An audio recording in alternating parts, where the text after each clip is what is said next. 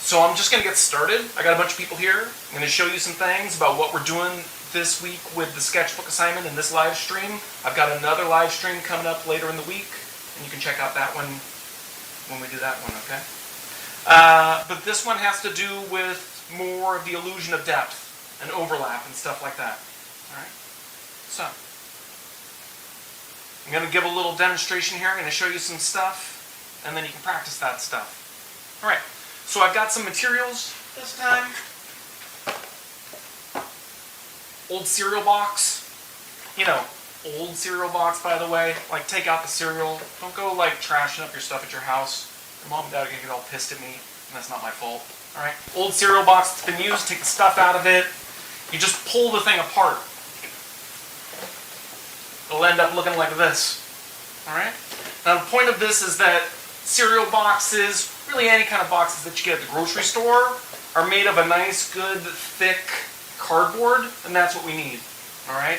A lot of people use poster board, but it's got to be a good poster board. You know, you got this stuff around. It's just going to be trash anyway, so you might as well use it. All right? You need a pair of scissors. You need, as you notice I've got set up, you need a lamp. All right? We're just going to take the scissors, and I'm just going to cut out some kind of shape, and it can be anything. Some people who are, you know, it depends on what you're into for the shape that you want to cut out. Like if you're into like graffiti or something like that, cut out a shape that's in the shape of a letter.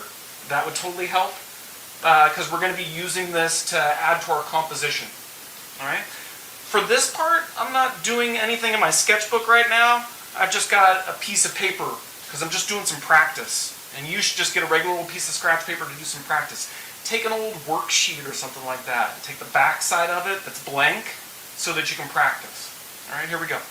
I'm going to give a little presentation. I'm going to show you what's going on the piece of paper. But in the setup, I got my lamp going so that it's nice and bright. I got my little cardboard shape.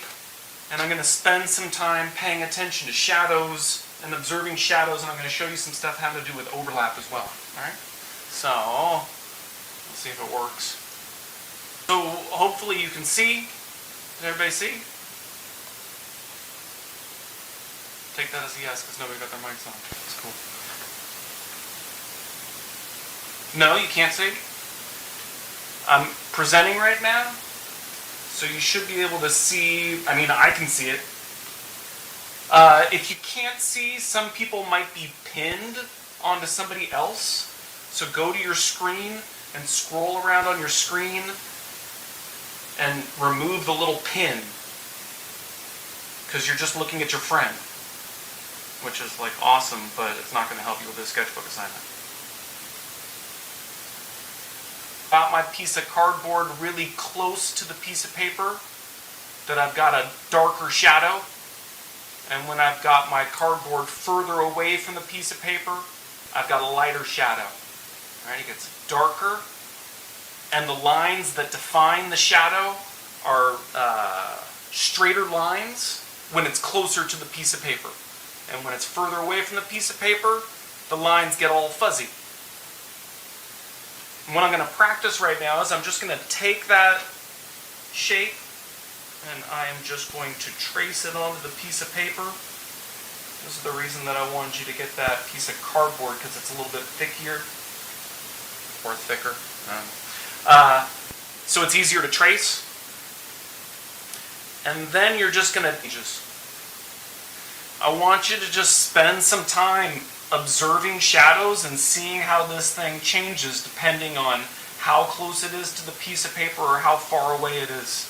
If I've got more than one light source going on, I'll have more than one shadow going on. So, my next step is to make it look like a shadow, and the way that I'm going to do that step is I'm going to take my cardboard and I'm just going to retrace it off to the side of where I put it originally.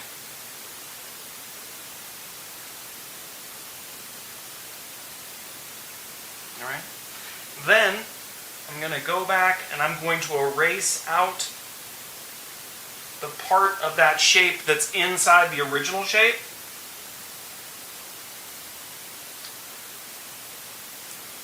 And now I've covered.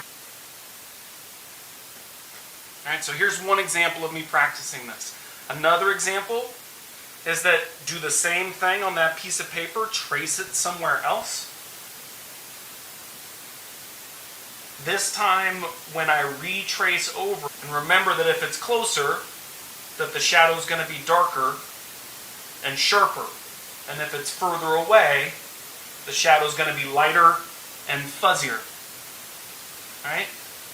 So since this line right here is closer than the last one, then I'm making it darker and sharper.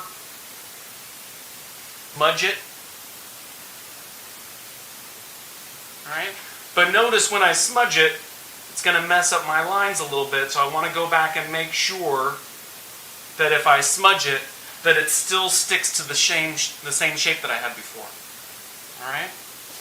So on this practice sheet, all I'm doing is doing a bunch of observations, tracing, and drawing in shadows. Alright? I'm not even going to tell you how to include shadows in your final composition for your sketchbook yet, because I'd really like you just to be able to practice this stuff before you get started with that. It does take some time practicing.